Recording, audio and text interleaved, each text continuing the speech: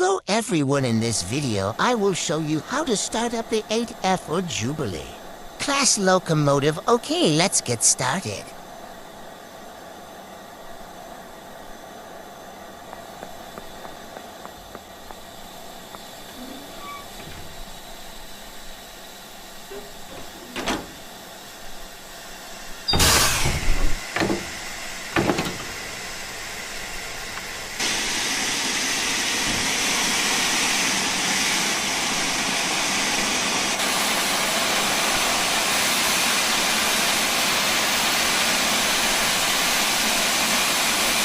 You will want to have the small and large ejectors to fully open to allow more power.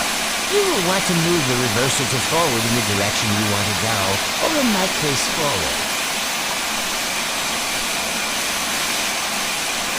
Now open up the regulator a little bit, almost too much, or you will lose slip. You will want to put the brake to release.